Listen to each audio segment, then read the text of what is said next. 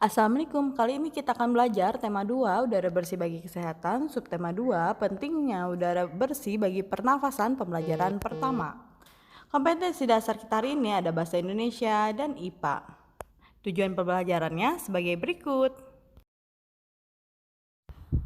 Siang itu, Siti, Dayu, dan Edo berjalan bersama pulang sekolah. Mereka berjalan sepanjang tepi jalan raya. Tiba-tiba, sebuah mobil melewati mereka. Mobil itu mengeluarkan asap tebal dan hitam.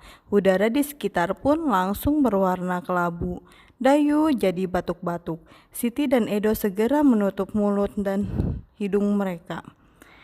Kita berhenti dulu sebentar, teman-teman. Uhuk, uhuk, pinta Dayu kepada Siti dan Edo. Baiklah, kita berteduh di bawah pohon rindang. Itu saja, ajak Siti. Dayu, Siti, dan Edo lalu berjalan menuju pohon rindang. Nah, mengapa Dayu batuk-batuk? Mengapa kita merasa nyaman saat berada di bawah pohon rindang? Dayu batuk-batuk karena menghirup udara kotor. Saat mobil melewati mereka, mobil itu mengeluarkan asap hitam. Mengapa kita nyaman di bawah pohon? Karena pohon adalah penghasil oksigen, tetapi jika kita berada di bawah pohon pada malam hari, maka malah akan membuat kita susah napas, karena pada malam hari pohon tidak menghasilkan oksigen, tapi mengeluarkan karbon dioksida. Dayu batuk-batuk saat menghirup udara bercampur asap kendaraan bermotor. Sebaliknya, saat menghirup udara di bawah pohon rindang, Dayu merasa nyaman. Udara di bawah pohon rindang terasa segar, sedangkan asap kendaraan bermotor menjadikan udara kotor. Udara kotor menyebabkan gangguan pernafasan. Nah, faktor-faktor penyebab gangguan pernafasan. Faktor fisik, faktor penyakit, dan faktor lingkungan. Faktor fisik. Adanya kelainan pada organ pernafasan dapat menyebabkan gangguan pernafasan. Misalnya pada bayi terlahir dini prematur, organ pernafasan mungkin belum sempurna sehingga memerlukan alat bantu pernafasan.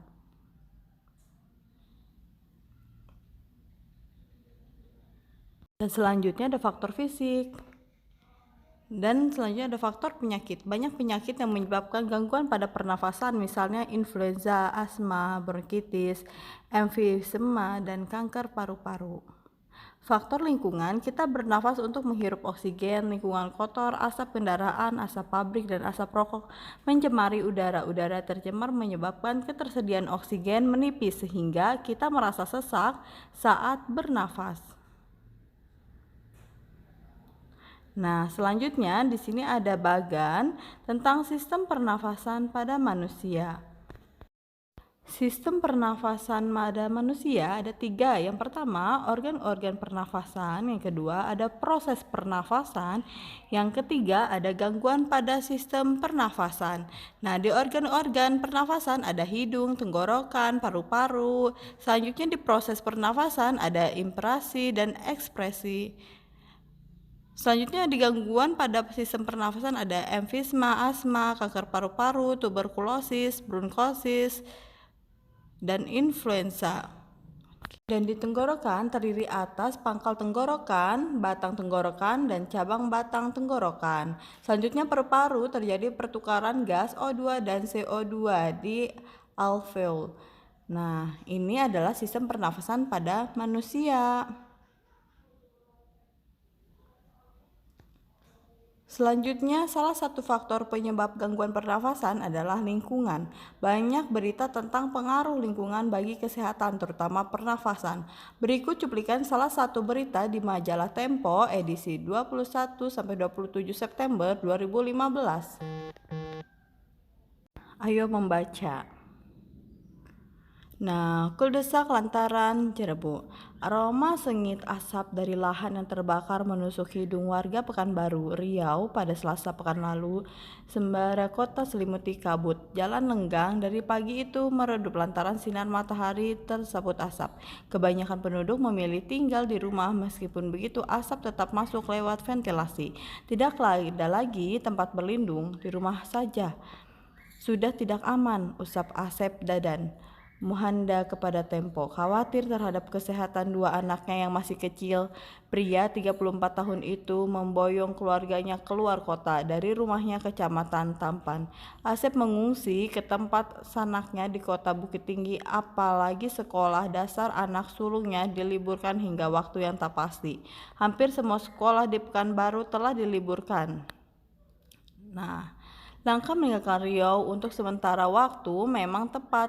Menurut pantauan satelit Tara dan Aqua memiliki badan antariksa Amerika Serikat atau yang disebut dengan NASA, angin membawa asap kebakaran lahan dari Sumatera Selatan dan Jambi ke Riau. Itu berarti asap akan terus menumpuk di Riau jika tidak ada penanganan. Asap pembakaran jenis berbahaya karena mengandung partikel kimia yang cocok bagi tubuh manusia.